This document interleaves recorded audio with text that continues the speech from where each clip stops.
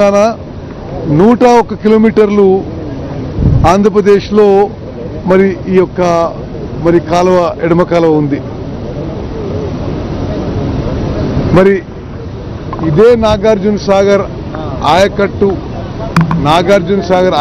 కింద 6 సార్ల ఎమ్మెల్యేగా ఒకసారి ఎంపీగా నేను గెలవడం, వరుసగా గెలవడం, మరి ఈసారి ఇరిగేషన్ మంత్రిగా మరి నాగార్జున సాగర్ మరి పూర్తిగా 590 అడుగులకి నిండు కుండలా ఉండే ఈ సందర్భంగా ఈ క్రెస్ట్ గేట్స్ మరి ఓపెన్ చేయడం, మరి నాకు ఈ అవకాశం రావడం ఇది నా అదృష్టంగా భావిస్తున్నాను. ఇది ఇంకో గొప్ప విషయం. రాష్ట్రంలో కాంగ్రెస్ పార్టీ అధికారంలో వచ్చిన తర్వాత పోయిన వానాకాలం పంట, ఆ తర్వాత యాసంగి పంట, ఆ తర్వాత తిరిగి వానాకాలం పంటకి నాగార్జున సాగర్ ప్రాజెక్టులో నీళ్లు నిండడం, మరి పూర్తి స్థాయిలో 590 లెవెల్ వరకు నీళ్లు నిండడం, మరి పూర్తి స్థాయి ఆయకట్టుకు నీళ్లు ఇవ్వగలగడం అది మా అదృష్టంగా భావిస్తున్నాను.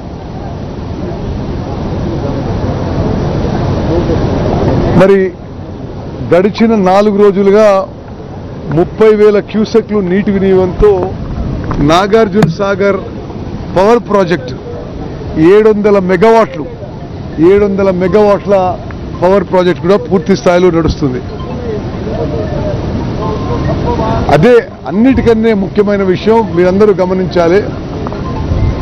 నిర్దిష్ట షెడ్యూల్ కంటే ముందు ఎడమ కాలువ ద్వారా ఈరోజు అంటే పవర్ ప్రాజెక్టు యొక్క నీళ్లు విడుదల కాకుండా అదనంగా ఎడమ కాలువలో 3,000 క్యూసెక్లు ఈరోజు విడుదల చేసి ఖరీఫ్ పంటకు మరి మన కాంగ్రెస్ ప్రభుత్వం తోడ్పాటును అందిస్తుంది.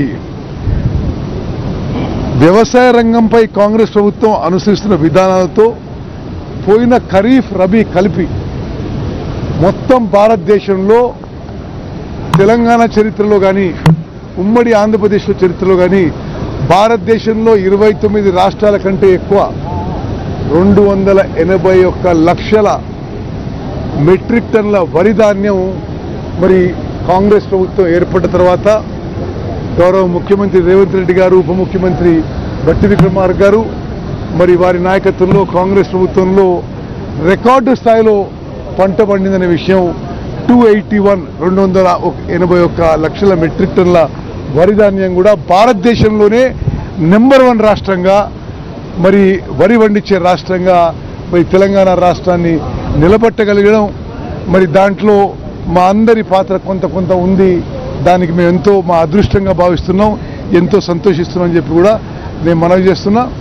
మరి మేము ఈ అన్ని మేజర్ ప్రాజెక్ట్స్కి అన్ని విధాలుగా నిరంతరంగా ఆధునీకరణ చేయడానికి,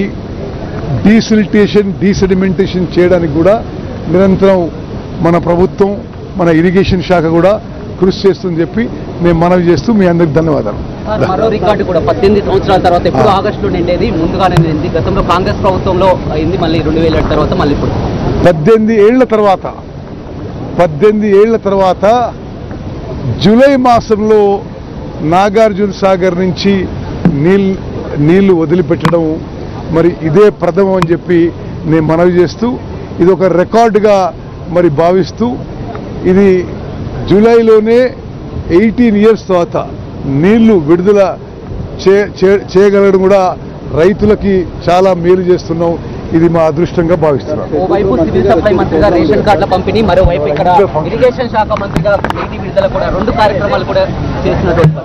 ఓవైపు సివిల్ సప్లై మంత్రిగా రేషన్ కార్డుల పంపిణీ, మరోవైపు ఇరిగేషన్ శాఖ. అదే విధంగా మరి సరే ఇదే మన మెయిన్ ప్రోగ్రాము. నాగార్జున సాగర్ నుంచి నీటి విడుదల చేస్తున్నాం. నాగార్జున సాగర్ నుంచి నీటి విడుదల చేసి వచ్చిన క్రమంలో ఒక 3-4 కాన్స్టిట్యున్సీస్లో రేషన్ కార్డు పంపిణీ కార్యక్రమంలో కూడా పాల్గొంటున్నాం. అవన్నీ ఎందుకు ఇప్పుడు తొలిసారి మంత్రిగా విడుదల చేయాలనిపిస్తుంది.